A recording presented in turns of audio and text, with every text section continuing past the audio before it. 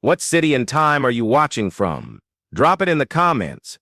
The Galactic Concord Summit Hall was a cathedral of glass and silver, suspended above the glowing gas bands of Verelian Prime. The chamber stretched for a mile in every direction, a shimmering dome with walls that bled the color of the clouds below into every reflective surface.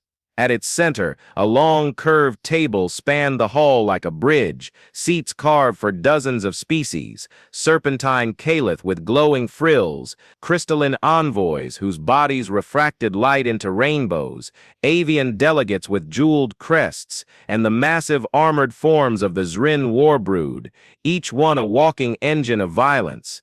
Every seat was filled, every eye, compound, faceted, slit-pupilled, turned toward the center aisle where the Concord's last attempt at peace was about to make its entrance. The chamber murmured, the overlapping voices a storm of hisses, hums, clicks, and translated tones, all buzzing around the same thought: another doomed summit, another failure waiting to happen. Then the doors opened, and silence swallowed the room. Ambassador Taryn Vey of the Concord strode into the hall, draped in flowing silks woven with threads of starlight, her silver crest polished and lifted high. But no one was looking at her. They were looking at the figure walking 2 paces behind her, tall, broad-shouldered, clad in a matte black uniform with no insignia. His face bore a faint scar along the jaw, his expression unreadable, his movements deliberate and silent. He carried no visible weapon. He didn't need one. A ripple of uneasy whispers followed him as he paced behind Vey toward the central dais. A crystalline envoy flickered its facets in quiet amusement. The Concord brings a human as protection. Does she intend to scare us into civility with an earth-born relic? One of the Zrin warbrood generals rumbled deep in his thorax, the sound vibrating through the floor. Or perhaps she thinks their primitive ferocity is worth something here. How quaint. One bodyguard against a hall full of warriors. The Caliph elder's frill glowed faintly blue, its voice smooth as the translator carried it. Symbolism, perhaps. A display meant to suggest the Concord will not be intimidated. Or a desperate bluff. The human Commander Rain Kor said nothing. He didn't glance at the ones whispering, didn't acknowledge their scorn.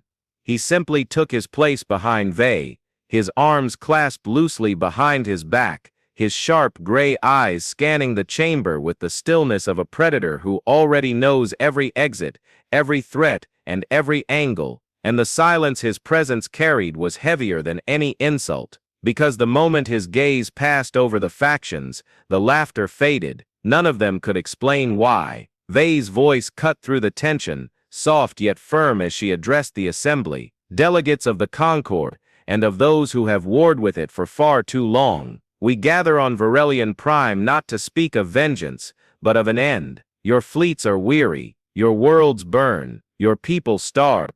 This is our final chance to avert the collapse of everything we claim to protect. The crystalline envoy tilted its refracted head, voice chittering through the glyphs. Spare us the plea, Ambassador. The Zrin do not negotiate. The Caliph do not forget blood debts. The Avians will not share sky with your Concord fleets. You call this a summit, but it is a stage for ultimatums. The Zrin general slammed a clawed hand onto the table, the impact echoing through the hall like a thunderclap. 3 cycles, Concord, and we have burned 12 of your colonies. You think words will stop our brood from finishing the rest? The Caliph elder's frill shifted to a predatory red. Unless of course you brought more than words. Its eyes slid toward Rain, the faint bioluminescent glow of its frill flickering like a taunt. Is this your deterrent? This, human? Vey didn't flinch, but her gaze lingered on Rain for a brief second, not for reassurance, but as if silently confirming something unspoken. Rain didn't move. His breathing was slow, his shoulders loose. But every delegate who let their gaze linger on him too long felt something instinctive coil in their gut. A crystalline envoy flickered brighter, breaking the silence. Perhaps the Concord forgets. Humans do not intimidate us. Their ghost fleets are rumors. Their soldiers are myths. The last war broke their colonies and scattered their fleets. This relic is nothing but flesh. For the first time since entering, Rain's eyes met the envoy's. His expression didn't change, but his stare was cold, measured, and it made the envoy's flickering facets dim just slightly, and without saying a word, he reminded them why myths are the stories predators tell to keep their young from wandering too far. The summit dragged into its first hour with posturing and threats. Each faction hurled demands, counter-demands, and veiled insults, while Vey maintained her calm, unbroken cadence. Rain stood behind her, silent and still, a statue that somehow made every shift in the room feel sharper, more dangerous. The delegates tried to ignore him. They failed. An avian delegate with a golden crest finally broke the unspoken tension, its voice a piercing whistle. If the Concord expects us to take this meeting seriously, remove the human. His presence is an insult. This is not a battlefield. Vey's response was measured, her silver crest lifting slightly. The human stays. Consider him. Insurance. If your factions truly intend to honor the neutrality of Varelian Prime, his presence should trouble you not at all. The Zrin general's mandibles clicked together in amusement. Or perhaps he is not here for protection, but as a test, to see which of us will strike first. Rain's head turned slightly, his eyes meeting the general's for a fraction of a second. No words, no movement beyond the glance, but the general's thorax dimmed, the faint pulse of his battle lights slowing involuntarily. Across the hall, the Caliph elder's frill rippled in quiet intrigue. It spoke softly, though the glyphs carried its words for all to hear. Interesting. The human does not posture, yet the room grows still when he looks their way. Perhaps the Concord's relic is not merely a relic. The crystalline envoy's facets dimmed, its voice sharper now. Or perhaps the Concord knows something we do not, something about their earth-born soldiers they kept from the archives. Rain remained silent. The whispers circled, and beneath the dome of glass and silver, with the gas bands of Varelian swirling below, every delegate began to understand why the Concord hadn't brought an army, because sometimes, you don't need an army, you just need one human. The murmurs only deepened as the summit reached its midpoint, the debates teetering on the edge of violence with every new ultimatum. The Zrin thumped their claws, their armored frames shifting with impatience. The Caliph frills glowed and dimmed like warning beacons. Even the crystalline envoys, normally composed, flickered in agitation as the tension built. Vey continued her negotiation, poised and precise, but her words were becoming thinner beneath the weight of the room's hostility. Each faction wanted proof, not promises. They wanted to see fear, to smell weakness. The avian delegate's crest flared bright gold as it leaned forward, its tone sharp. Enough of this Concord posturing. If you wish to keep your colonies intact, you will cede the Harkin drift and half your fleets, or we end this summit here and now. The Zrin general growled low, mandibles spreading in a predatory grin. Perhaps we end it regardless. The drift will burn Concord, and so will Varelian. There will be no peace. Vey's lips parted to respond, calm and steady, but the words never left her mouth, because Rain finally moved. It was subtle at first, just a step forward from his position behind her. His boots barely made a sound against the polished floor, but it was enough to draw every eye. The hall, already tense, fell silent as he came to stand beside Vey, instead of behind her, his sharp gaze sweeping the factions like a cold wind through a graveyard. He didn't speak, he didn't reach for a weapon, he just stood there, arms still loose at his sides, as the hum of the station dimmed under the weight of his presence, and every delegate from the glowing frills of the Caliph to the armored thoraxes of the Zrin felt something primal stir in their chests, not from the man's size, or his scar, or his silence, but from the way the room itself seemed to narrow around him, as if the space they occupied was suddenly his to grant or take. And that was when the hall realized, the war wasn't going to start with a declaration. It was going to start the moment Rain decided to move again. The silence after Rain stepped forward was heavier than any threat the Concord or its enemies had uttered all day. The chamber's hum, once a low constant, seemed to fade beneath the weight of that single movement. Every delegate felt it, an unspoken shift in ownership of the room. Vey didn't turn to him, didn't acknowledge the step, but her pause told the factions all they needed to know. The Zrin general's mandibles spread wide in something between a grin and a threat, his thorax lights flickering crimson. Ah. So the human does move. Tell me, Concord, is this your deterrent or your executioner? The avian delegate clicked its beak sharply, feathers puffing in a show of false bravado. A relic of Earth? Please. This one doesn't even carry a weapon. If you expect us to believe this intimidation game, at least arm your pet. The crystalline envoy's facets pulsed in rhythm, reflecting beams of starlight across the chamber. Or is that the point? To suggest he doesn't need a weapon to kill us all? Bluff, Concord. It reeks of desperation. Rain didn't respond. His sharp gray eyes swept the tears again, not challenging, not provoking, just measuring. The tension stretched until even the Caliph elder, who had remained stoic throughout, flicked its frill in uneasy amber. It leaned forward, its smooth voice breaking the standoff. Enough. Words have done nothing for cycles. Perhaps action will speak where diplomacy fails. The Zrin general rumbled his agreement, claws tapping on the table like war drums.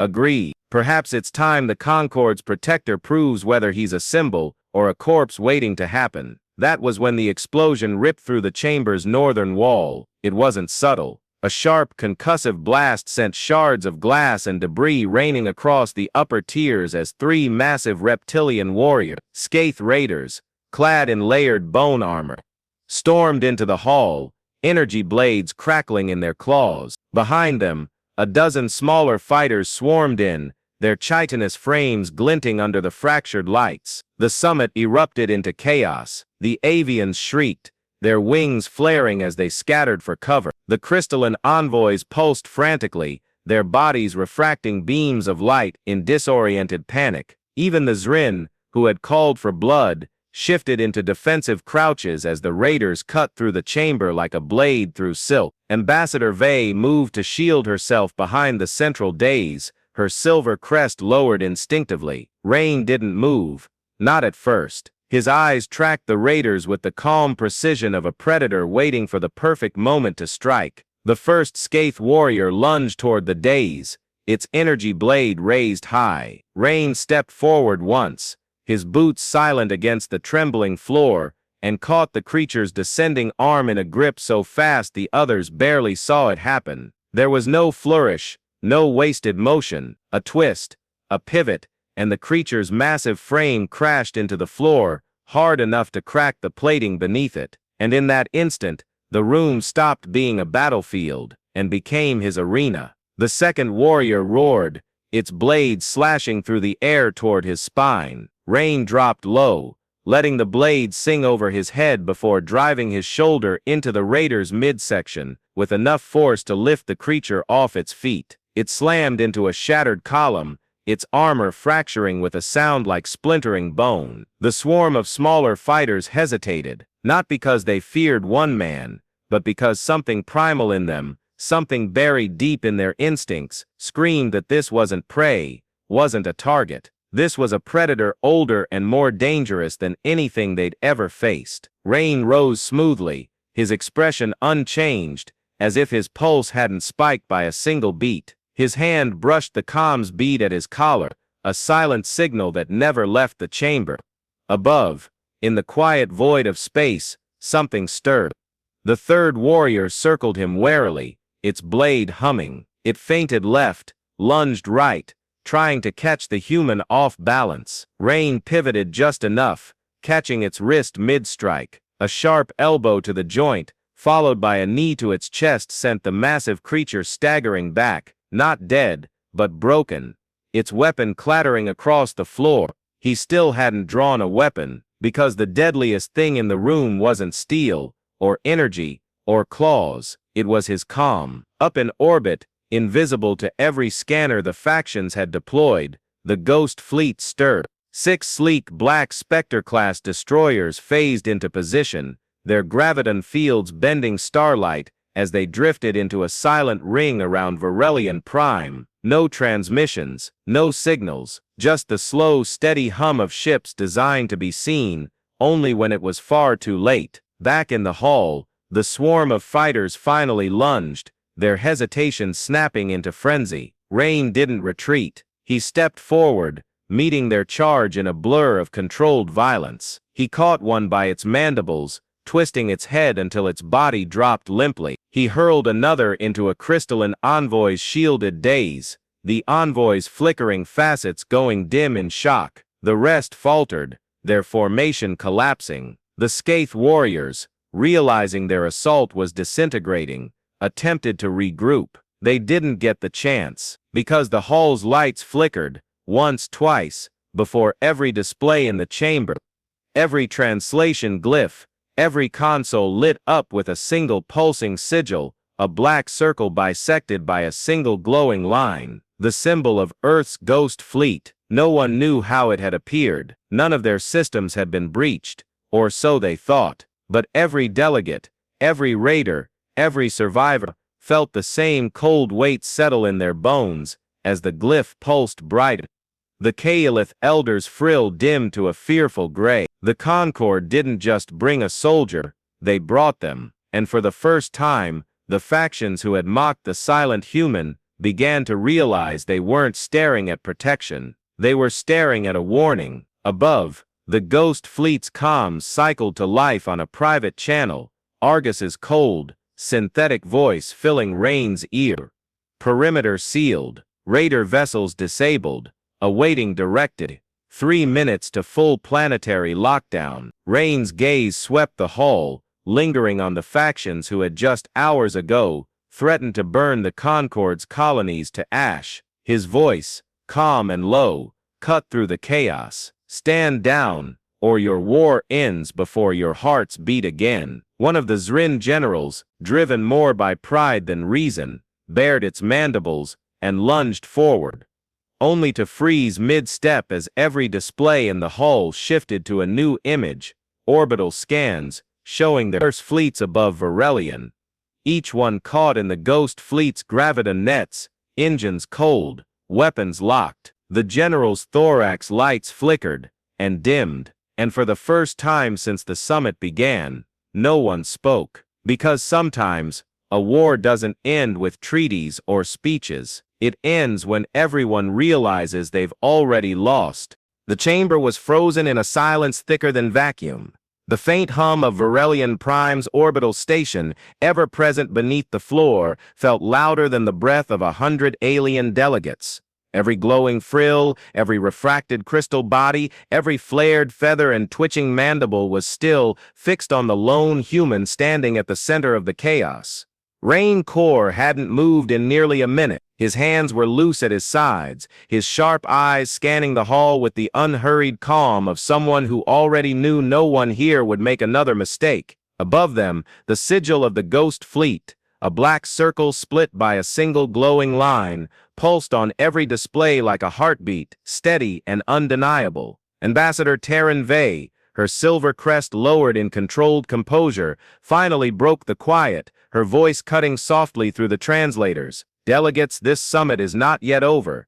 If any of you still wish for war, speak now and understand the cost. Or, sit and end this. No one spoke, not even the Zrin, whose thorax lights still glowed faintly with a muted trembling red. The crystalline envoys, once so quick to mock, dimmed their refracted pulses to a low, almost apologetic hue. Even the Kaelith elder, whose frill had flickered like a challenge before, now held its glow steady in neutral amber, its serpentine body still. One Scathe raider groaned where it lay broken near the dais, its blade cracked, its armor fractured. Rain's gaze shifted to it, not with anger, not even with interest, but with the kind of cold observation predators gave wounded prey before deciding whether to finish the job. The raider lowered its eyes, hissing softly, its body language one of surrender rather than defiance. Because in that moment, everyone in the room understood, Rain hadn't fought to defend, he had moved to end things before they could truly begin. Above,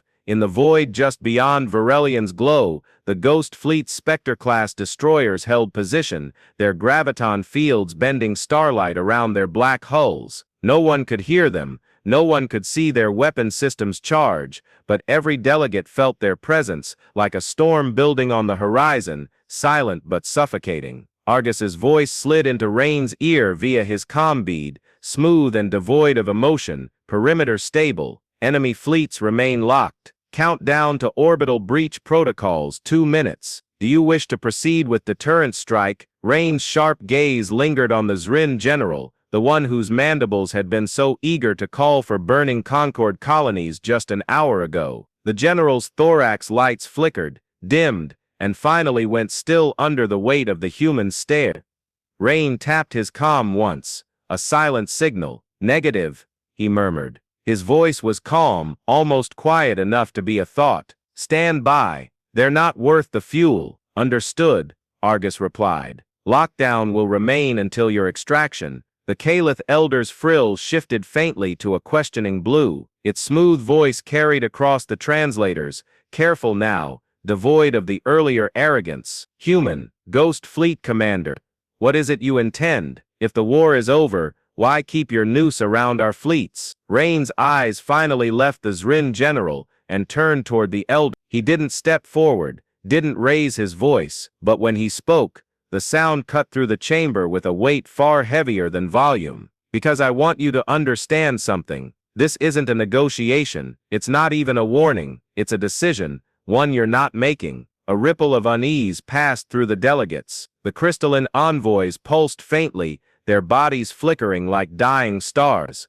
The avians folded their crests tightly, their jeweled feathers dulling. Even the Zrin generals, whose broods had burned colonies and laughed at the Concord's pleas, stayed crouched low, their battle lights off. Rain's gaze swept the room again, slow, deliberate. You all came here expecting a treaty or a massacre. You thought those were the only 2 ways this could end. But Earth doesn't deal in those choices anymore. The war ends because I say it does. And the way he said it left no room for doubt or defiance. The Caliph Elder tilted its long head, frill dimming to gray. Then, what happens now? Ambassador Vey stepped forward, her voice calm but firm. Now you sign. Every faction here, every fleet waiting above, every brood and envoy, the Concord will draft the terms. There will be no reparations, no carve-outs, no hidden clause. There will only be quiet or extinction.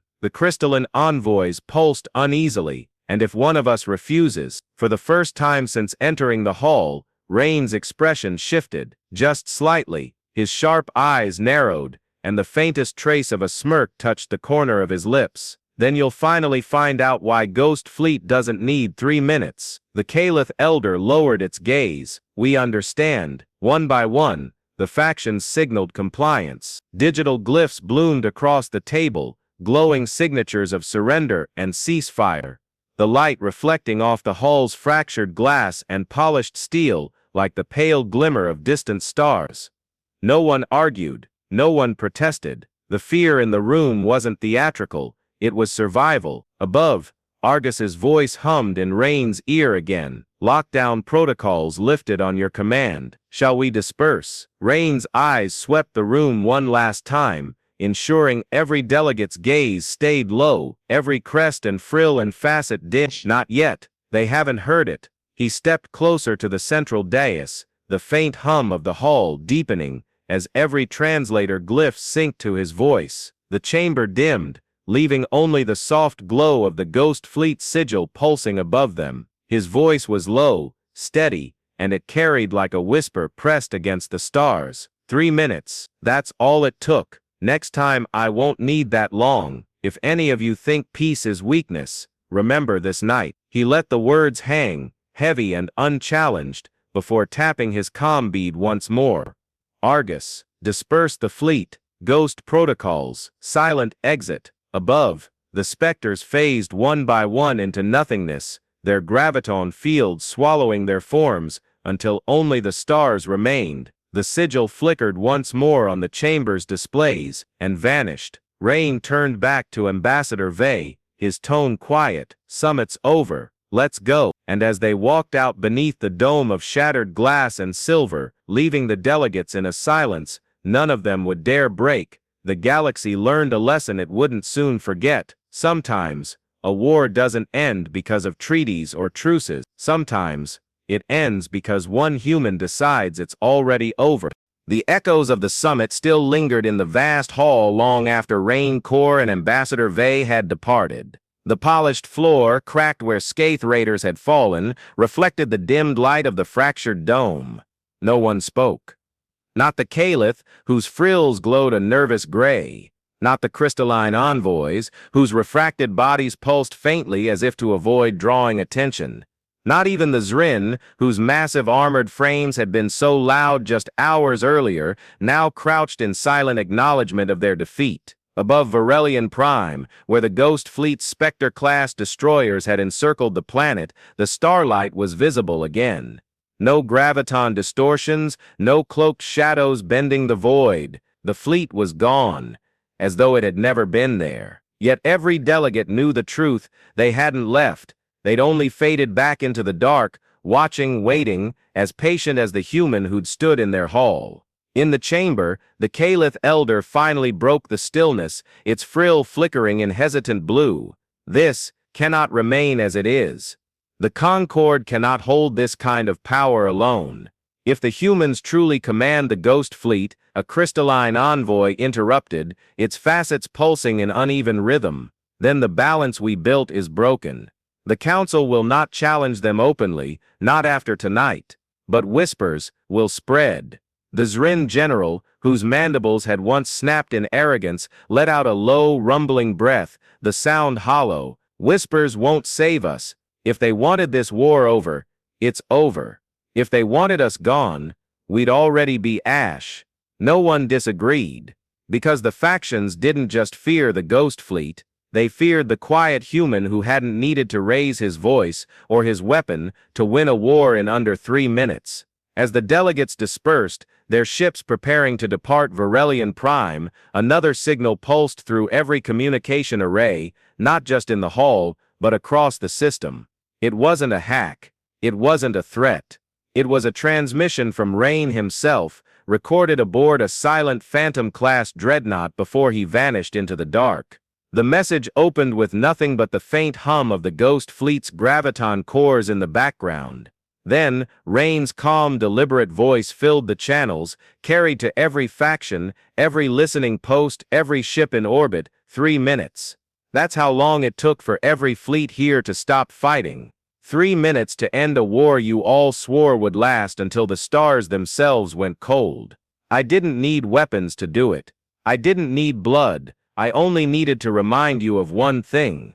The transmission paused, letting the silence stretch long enough for every listener to lean closer. Earth doesn't start wars. We don't crave conquest. But we end things, permanently, when we must. If any of you believe tonight was a fluke, test us again. Find out how long you last next time. The sound of the graviton cores deepened, a slow, pulsing bass that seemed to vibrate through every receiver. 3 minutes. Remember that. And remember, I was being merciful. The message cut to black. No follow-up. No visible trace of where it came from. The dreadnought transmitting it vanished moments later, phased completely out of local space, leaving only the faint ripple of distorted starlight where it had been. On a dozen worlds across the sector, the story spread faster than the Ghost Fleet itself. Taverns on Caliph border stations whispered about the human whose calm stare made entire councils silent. Zrin hatchlings were hushed by Mother's warning, "Stay still or the Ghost Fleet will hear your heartbeat." Even the crystalline envoys, who prided themselves on logic over instinct, began to dim their resonance fields when humans walked into a room, as if to avoid drawing attention. Rain Corps' name didn't just travel through official reports, it became something else entirely. A legend, a cautionary tale, a living reminder that Earth's soldiers weren't relics, weren't myths, weren't prey. Ambassador Vey received the reports aboard her own vessel days later. She stood on the bridge, watching the faint distortion trails of the Ghost Fleet fading ahead of her, her silver crest lowering slightly as she exhaled. "Do you think they'll test us again?" she asked softly, glancing toward Rain, who stood as still as ever at the viewport. His eyes remained fixed on the starlight. Eventually, they always do, but next time, they won't get 3 minutes. Vey studied him for a moment, her expression a mixture of respect and unease.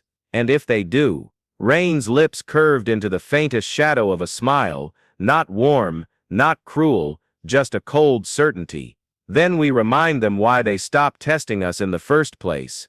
The ghost fleet ahead of them vanished completely, slipping into phase space, leaving only an endless stretch of starlight and the faint hum of the ship beneath their feet. Rain turned from the viewport, his sharp gaze settling on Vey. Set our course, Ambassador. There'll be another summit, another war someone thinks they can start. When they do, we'll be there first. He walked toward the bridge exit, his boots echoing softly against the polished deck. Vey watched him go, the faintest chill crawling up her crest despite the warmth of the cabin. Because in the end, the galaxy didn't fear Earth because of its fleets. It feared the silence of its soldiers, and the knowledge that when they finally moved, nothing lasted longer than 3 minutes. If this story hit you hard, like, share, and drop a comment. Should humans lead the galaxy toward peace, or should the stars fear their silence? Subscribe, because the next HFY tale is already waiting in the dark.